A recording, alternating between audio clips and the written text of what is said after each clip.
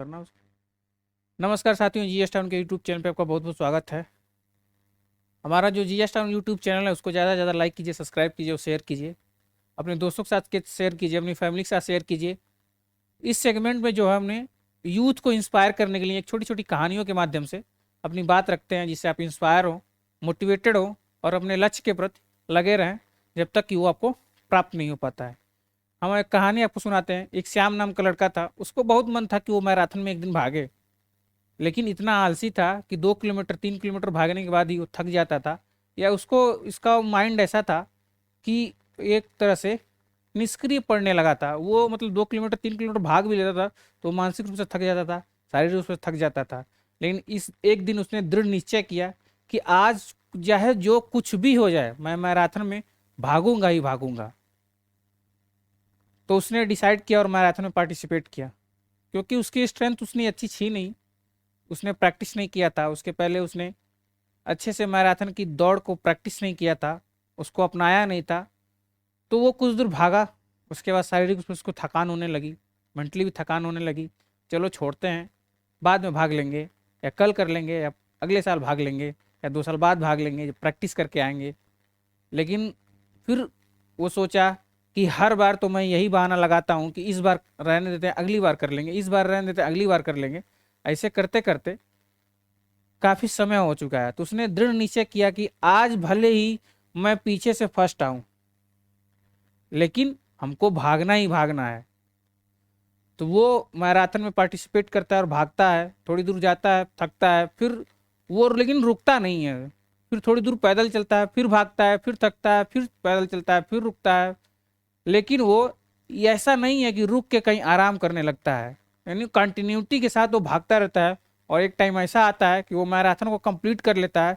भले ही जो पार्टिसिपेट थे, जो उसके कंपटीटर थे, उसे आगे निकल चुके होते हैं, उसका दूर दूर तक कहीं नाम नहीं आता है उस रेस में, लेकिन वो पहली बार अपनी पूरी रेस को कंप्लीट करता है। तो उसके पास एक सेटिस्फैक्शन होता है कि हमने एटलीस्ट कम से कम पूरी मैराथन की दौड़ तो कंप्लीट की है।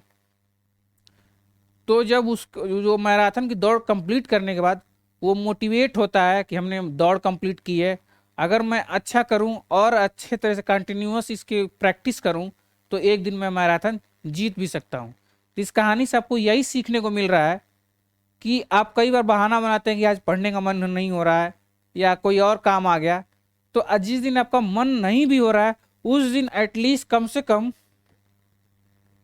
2 आवर्स आप पढ़ाई कर रहे हैं। क्योंकि जब कंटिन्यूटी ब्रेक होती है, मैं भी स्टूडेंट हूँ, स्टूडेंट रहा हूँ, तो जब कंटिन्यूटी ब्रेक होती है फिर उस कंटिन्यूटी को फिर मेंटेन करने में काफ़ी समय आपको लग जाता है। तो कंटिन्यूटी मत ब्रेक कीजिए। आप भले एक दिन 6 घंटा पढ़ रहे हैं, डेली आपने टारगेट रखा है कि 6 घंटा हम डेली पढ़ेंगे मिनिमम, और किसी दिन आपका मन हुआ कि आज नहीं, आज कुछ मूवी देख लेते हैं, कुछ और कर लेते हैं, लेकिन तो कंटिन्यूटी ना ब्रेक करके आप एटलीस्ट 2 आवर्स, नहीं 2 आवर्स तो 1 आवर ही पढ़िए, लेकिन पढ़िए। कंटिन्यूटी ब्रेक मत कीजिए। अगर आप कंटिन्यूअस कुछ ना कुछ अपने लक्ष्य के प्रति भले एक कदम चलें, लेकिन डेली चलिए। जब डेली आप चलेंगे तो देखेंगे ये एक कदम ही एक दिन 100 कदम से भी ज़्यादा होगा। इसीलिए कह रहे हैं अपने लक्ष्य के प्रति डटे रहिए, लगे रहिए। डेली कुछ ना कुछ पढ़िए, कुछ नया पढ़िए, एमसीक्यूज कीजिए, पीवाईक्यूज कीजिए, सिलेबस देखिए और सिलेबस के अकॉर्डिंग अपनी पढ़ाई जारी रखिए, जिससे आपने जो लक्ष्य बनाया है उसको आप प्राप्त कर सकें। हो सकता है कंटिन्यूटी आपकी ब्रेक ना हो, जो लक्ष्य आपको 6 महीने में मिल जानी चाहिए, 6 मंथ में, और कंटिन्यूटी ब्रेक होने की वजह से ये 6 मंथ, 1 ईयर या उससे भी ज़्यादा हो सकता है। तो कंटिन्यूटी ब्रेक मत कीजिए, लगे रहिए, डटे रहिए, हमारे जीएस टाउन यूट्यूब चैनल से जुड़े रहिए।